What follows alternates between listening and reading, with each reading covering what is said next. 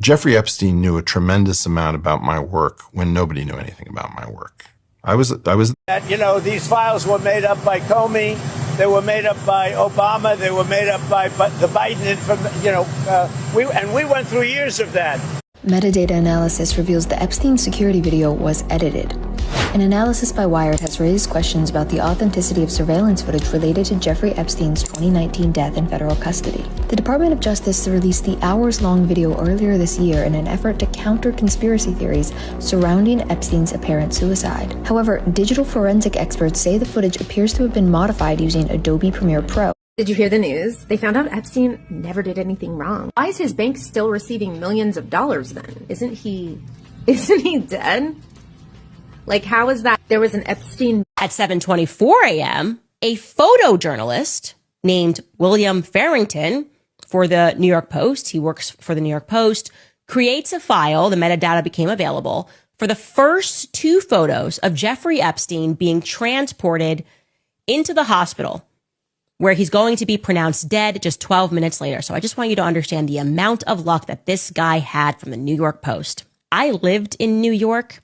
You're not just a photojournalist that's just sitting outside to see who's going into a hospital. You get the photo, and it happens to be that you work for the New York Post, which is a whole Israeli. And I think the real answer is Jeffrey Epstein was working on behalf of intel services, probably not American. And we have every right to ask, on whose behalf was he working? How does a guy go from being a math teacher at the Dalton School in the late 70s with no college degree to having multiple airplanes, a private island, and the largest residential house in Manhattan? Where did all the money come from? And no one has ever gotten to the bottom of that because no one has ever tried. And moreover, it's extremely obvious to anyone who watches that this guy had direct connections to a foreign government. Now, no one's allowed to say that that foreign government is Israel because we have been somehow cowed into thinking that that's naughty.